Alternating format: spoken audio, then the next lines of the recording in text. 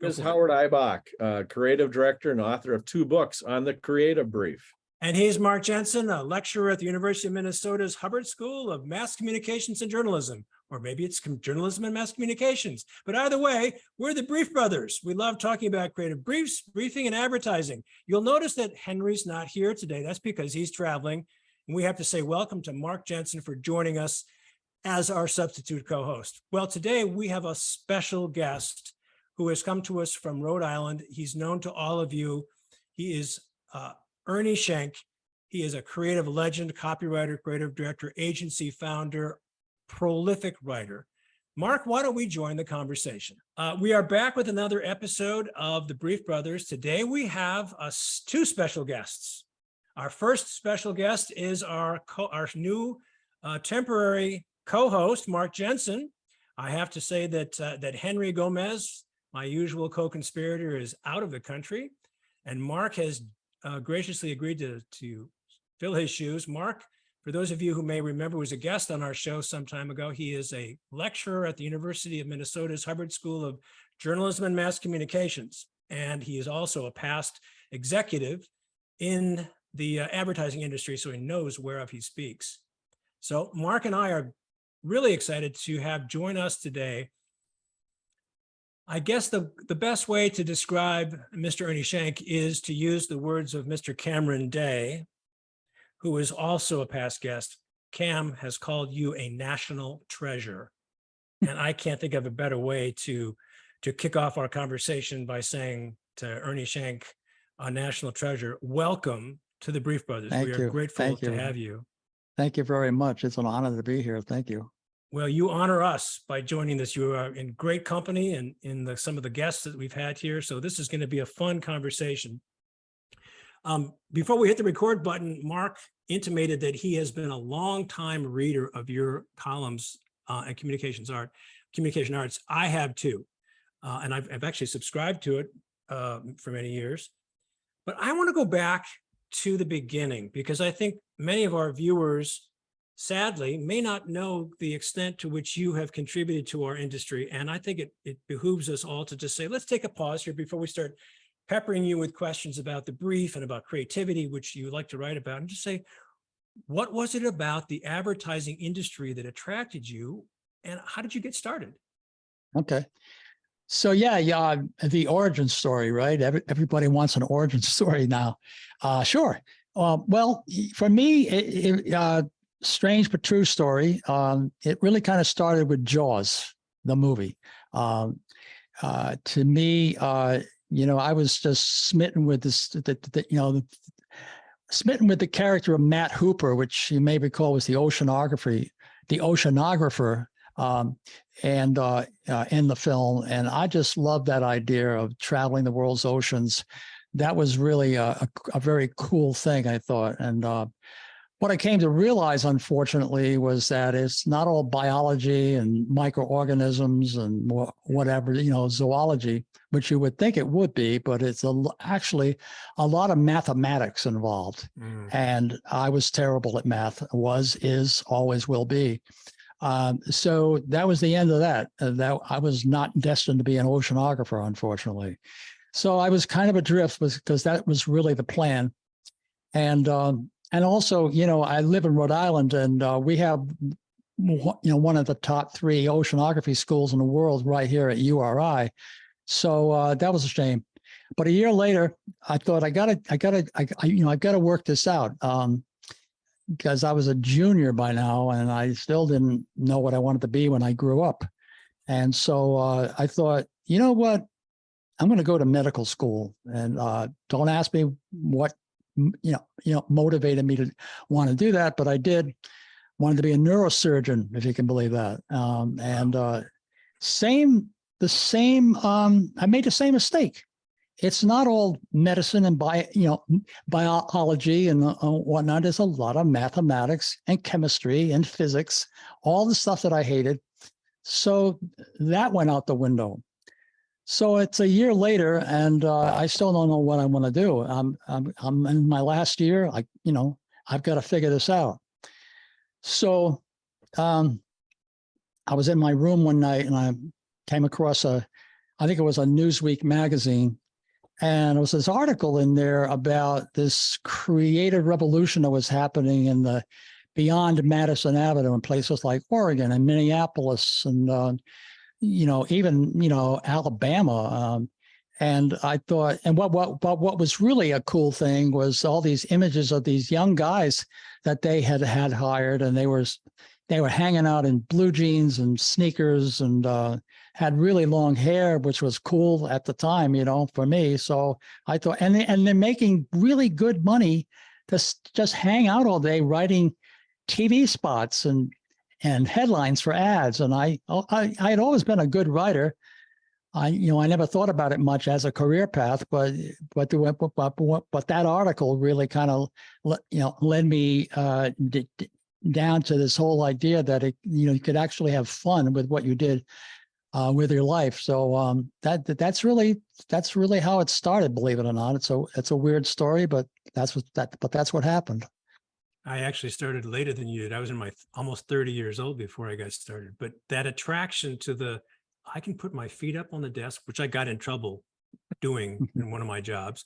Me Put my too. feet up on the desk and just sit there thinking of bizarre ways to grab someone's attention. What an appealing thing it is to do. It's wonderful. Who were some of the people that influenced you early in your career? Not a lot of people. Well, I mean, there is a lot. It's a long list of legends who made the business what it was. But a few I think have always stood out for me. I think Tom McElligott for me was Bill Bernbach for our new generation. And I just admire the heck out of the guy. He was a brilliant writer, a great thinker, loved him to death. I think I tried to model a lot of what I did after his work. Lee Clow for all kinds of obvious reasons. Dan Wyden, obviously, for his immutable belief in ideas, which he held on to his whole career. I think Alex Bogusky to me was unique because Alex, he shared a lot of things in common for me with I'll say Steve Jobs, and by that I mean both of these guys had this kind of weird ability to recognize trends that wouldn't be emerging for another few years. They kind of had this ability to look into the future. And for Alex, he was not content with, just to look at this business as the same old platforms of, print and television, radio, whatever, out of home. And he kind of recognized that digital was going to be a big deal. I think he recognized that great work can be out in the streets. It can be a lot of things. We don't have to be limited. I always kind of likened it to like a canvas. And we used to have this little canvas that we didn't know it was a little one at the time, but we had this little canvas that we had to work within. Like I said, it was TV or radio or print or whatever it was, but it had to fit within this 1 inch by 1 inch square. And then suddenly it grew overnight. It was like huge canvas where there are all kinds of ways to work, all kinds of places to work. And I think he recognized that early on. So I have to think that he was kind of a great influencer for me as well. Do you think we have enough of these kinds of legends and icons and influencers and teachers for our current generation of writers and art directors and creative thinkers? I think it's shrunken a lot. And I blame it upon, I think that the emphasis now on algorithms and, all that kind of stuff. I think you referred to Bob Hoffman, writing about tracking, and everybody is so swept up with the technology and looking for ways to prove that a campaign will work. It used to be that we went a long way on gut instinct, on just being able to kind of more or less feel our way through. and more often than not, it worked fine. I mean, I always thought that the best work, the best creative work that won at Cannes and, the one show and everywhere also did very well in the Effies. So the greatest work for me, actually did what it was meant to do. But to answer your question, I don't think there's as many legends like that. There are not as many mentors, influencers out there that like there once were, because the whole landscape has changed. It's all about numbers, and unless you're willing to look at some mathematics guy as a mentor, I'm not willing to do that. I never was. So it's sad. I think we've lost a lot, but that's how I feel about it. Yeah, I'll ask one more question and let Mark jump in here in just a sec. Yeah. Bill Birnbach, you mentioned him. We all revere him. He was an amazing creative talent, but as my partner likes to say, Henry Gomez, he was an amazing businessman as well. He was really sharp on what you and I would cringe over, the math and the mathematical and the monetary and the business stuff, which I'm never claimed to be very good at. He was really good at that. He knew how to get down to the bottom line to help a client figure out how to solve its problems. Yep. We're lacking in those kinds of thinkers as well. That's what you're saying, I think. Yeah, I think we are. I think we're lacking in a lot of things. Unfortunately, I don't, and we'll get into this when we get into briefs and stuff like that. It's a kind of a foreshadowing, I think, of that. But right.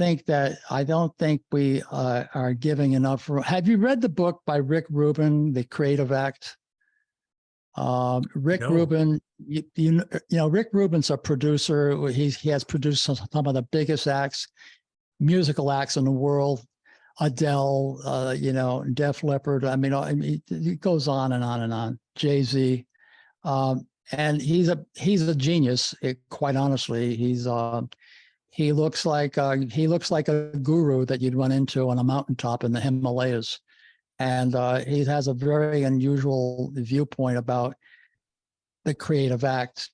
And I wish we had more influencers like Rick. They don't have to work in advertising all the time. And I think that's a thing we ought to think about, is like, well, does it matter that we don't have the same kind of beacons within the ad business? Do they have to be within advertising, or can they be a guy like Rick Rubin and others that are in other disciplines that provide the creative energy that we need to move forward, Ernie, I'd love to follow up on question that you just were talking about, like current people that are creative leaders that are kind of iconic.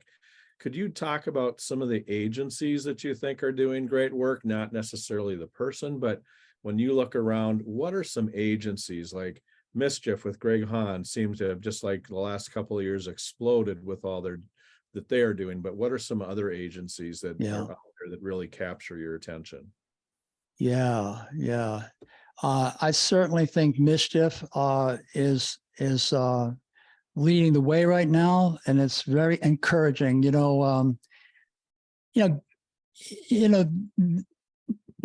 Mischief kind of came into existence largely because Greg Hahn, he parted ways with BBDO and my good friend David Lubars, and he wanted to do his own thing.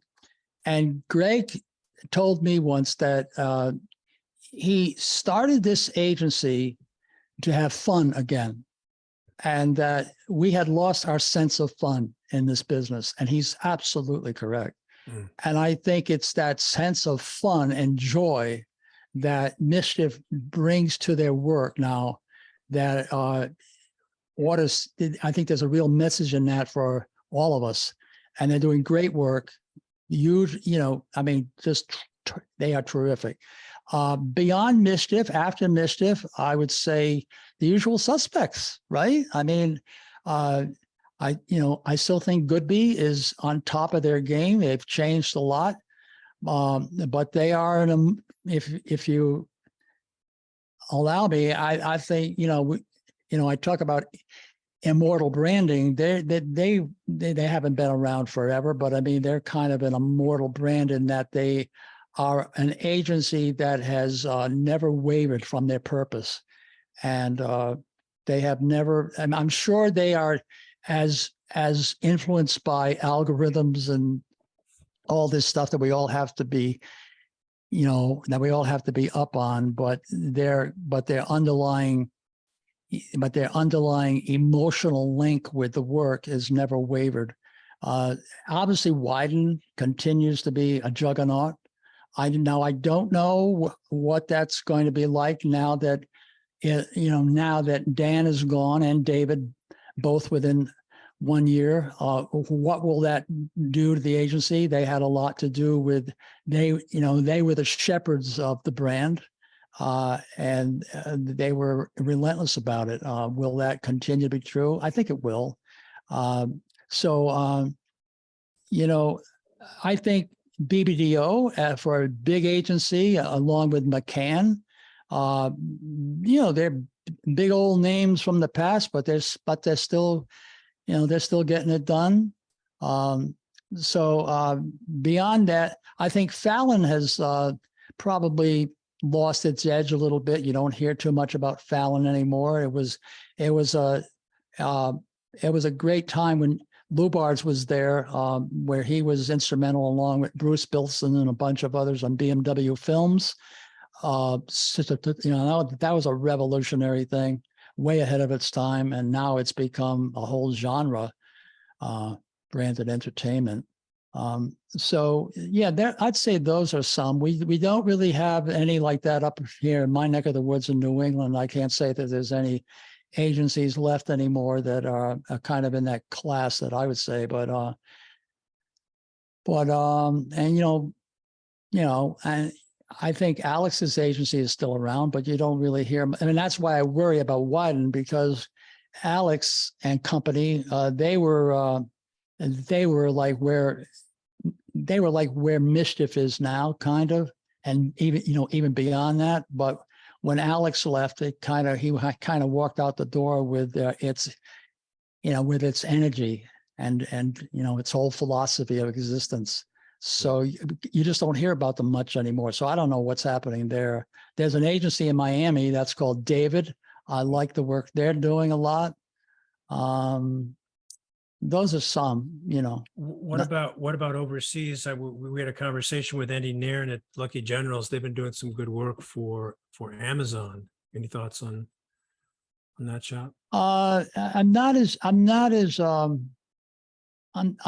don't follow, the work being, I mean, I in terms of agencies, no, but in terms of regions, I think London will always be a real hotbed. And I don't know, who are the young upstarts there. I don't know, but I do know that the work being done in England is remains at a high level. I don't know what's going on in Indonesia. I used to think if I was going to work anywhere else in this world, this was years ago, it would be Indonesia, because I love what they were doing with the Ball partnership with Neil French. Those guys, and why is that? Because they were doing work that, to me, and you don't see this much anymore. Probably the reason is you don't have print to really fuel it. But they did smart work. I always admired smart work that had a lot of intellectual wit. Long copy is dead. We're never going to look at that again. And that's fine. But I hope you're wrong on that. As a former direct marketer, I love long copy. Me too. I mean, I wrote long stuff for a lot of the work I did with John Doyle in those days, and everything was very, very long copy. And so I loved it also. And so it's a sad thing that, really, I think herald its passing, and I think it has passed. But anyway, so I think the work they were doing in Indonesia was on my wavelength.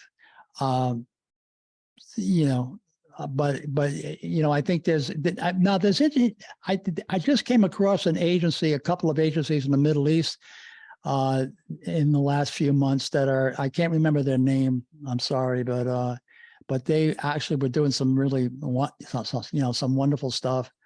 And I think, if we're talking international, I love the way that there's a commonality, even though there's a language barrier, there's a societal barrier, but great work and great ideas transcend, right? Mhm. So I don't know if that answers your question about agencies, but it's more about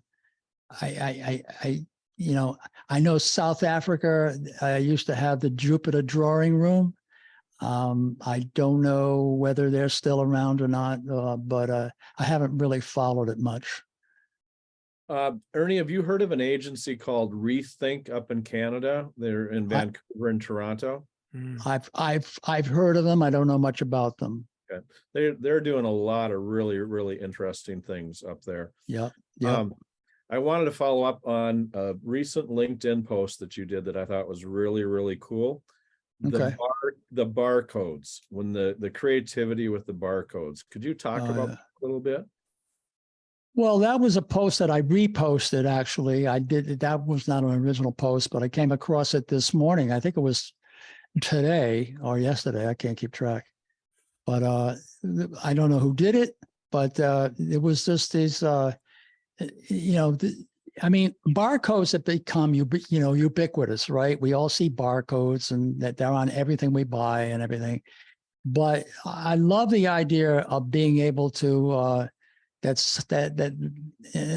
again, I don't see this happening a lot anymore, but being able to look at an innocuous thing like a barcode and see a creative idea in it, it's kind of hard to describe without the visuals but they did some really fun little things with barcodes, and it made me realize that, you have to be able to recognize an idea. A lot of us think, I've come to understand and believe quite strongly in the last few years that we don't really create anything. We think we do, but any ideas that we have, they're out there floating around in the ether, and they're just waiting for us to recognize them and pluck them out of the air and make them our own. But we don't. I don't believe that our brain is the genesis of ideas. I think we are either able to recognize. I wrote a column not too long ago about being able to hear the firefly in a tornado. I'm sorry, not a firefly. It was a hummingbird. And, it was a metaphor for, how do you hear the hummingbird in the middle of a tornado? And yet that hummingbird represents a brilliant idea. That's what the metaphor was about. And there are those who can hear it, who have attuned their consciousness to a degree that they can actually recognize the hummingbird even through the din. And we are dealing with a lot of din, a lot of noise, right? The Ukraine, and I don't want to, Trump. It's terrible.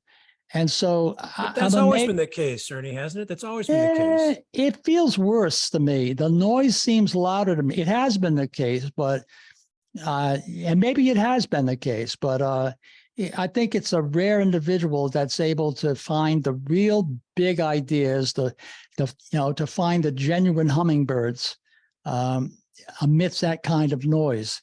Yeah, it's always been the case, but not like this. This is nasty. This is a lot of nasty noise. But I hear that. I hear that all the time. It's never been like this. And just before you came on the Zoom call, I was mentioning to Mark that I just finished reading a biography of Ulysses Grant, and you want to talk about a time of falling apart and dysfunction. let's just talk about Reconstruction. Now, I don't want to turn this Mm. show into political, but that was a tumultuous time when the country had just gone through a civil war. So Yeah. but there are always distractions. But what I want to get back to is something that I think is the essence of what you like to write about. Okay. I was going through, just kind of scrolling through the titles of your columns over the years, and it's like there's, I don't know, hundreds. It's just like there's so many of them, and the sense that I got is you are this hummingbird in the tornado, crying out and saying, "Where is the creativity? We've lost the creative spark. We've lost you mentioned fun. Is that a fair assessment of how you would describe your voice and the columns that you've written for so many years? It's kind of in the ballpark. I've always looked at it this way, guys, is that you know, when I started the column, you know, I told Pat Coyne, who was the publisher and who asked me to do the column, I said I would be interested in doing it as long as I had the autonomy to write about the kinds of things that interest me. And what doesn't interest me is writing about the craft, about how to write a great headline, how to do a great TV script. There are others in this business that are better equipped to do that than me. What I've always been interested in, you know, Rita told me once that the column for her was like, she felt like, you know, she wasn't, it was like the equivalent of being in grad school, right? It was not college, it was grad school, because you talked about things that were deeper and beyond the you know, the usual. And so I was never interested in writing about, I mean, I was doing all those things, I think, but I didn't know how to really explain, where do you get your ideas from? I have no idea. I don't know where I mean, I think I have a better idea now, but it's just not me. So what I was always interested in is writing about the stuff that's out on the edges of the business, on the edges of the creative act, and not about the craft of making an ad, but about the other things that are out there on the, you know, out at the edge of town, right? I've talked, and I'm still doing that, and with the newsletter. That's the kind of thing I like to write about, is like, for example, dealing with creative rejection, right? I mean, nobody wants to be rejected, yet it's a thing you have to be able to negotiate and navigate if you're going to survive and thrive in this industry. You got to be able to work with it, you know, you got to be able to work with rejection. Now, I mentioned David Lubar's way back when David was a young guy just out of college. What always impressed me about David was his ability back then. I mean, he's a big shot now, but he was a very little shot then. He was nothing. And David, but what he had, the quality that he was a very good writer, but what he had that impressed me so much was his ability to go out to a client and they'd say no, and I don't like it. And, you know, rather than fall apart, David would come back, he'd come in the office the next day and try again. Go back out to the client. No. Okay. Try again. No. Try. No. Try. No. Try. No. I mean, banging his head against the wall. If it took 10,000 times, but the 10,001st time he hit a home run. And so, you know, he was able to deal with creative rejection. So I like things like that, or like, be careful what you wish for stories, like everybody thinks, like, you know, they're a young art director and one of these days I'm going to be a global creative officer. Okay, that's cool. You understand though that can you imagine a time in your future when that happens? You're a global creative officer, but there's a lot of travel involved. You know that, right? Because you're probably going to be working for a big agency, and you're going to be flying into Germany and England and Amsterdam and all over the damn place. Now you're probably going to have a family. So how are you going to feel about that, being away from the family for that much of the year? Those kind of things, or like I wrote a column once called "There Is No Plan B," and so it was based on a true story that happened with me and my daughter and my wife, and she was looking at colleges, and I said, "So what do you want to do? What are you thinking?" She said, "Well, I really want to act." And I thought, what I thought I heard was, "I really want to be a waitress." And so I thought, that's cool. I mean, I think that's great. I don't want to crush your dream, but it might be good if you had a plan B. And the wisdom in this kid was like, "Dad, there can't be a plan B, because if there's a plan B, that's the one you're inevitably going to gravitate toward. You're not going to work as hard at plan A. It's like being a trapeze artist, working without a net or with a net. Now, plan B, you have a net. If you fall, so what? But you increase the odds, you are going to fall. But if you work without a net, it's got to work. Plan A or nothing." So those are the types of things that I like to get into, rather than how do you write a headline. Well, that's exactly what I think makes reading your column so much fun, is because Mark will probably have his own thoughts on this, but when I pick up one of the magazines or read your stuff online, it's not a how-to. I'm going to read stuff that I haven't thought about before. Good stuff, Howard. Good stuff, Mark. He's Howard Eibach. And he's Mark Jensen. And together, we're the Brief Brothers. Till next time. Bye-bye.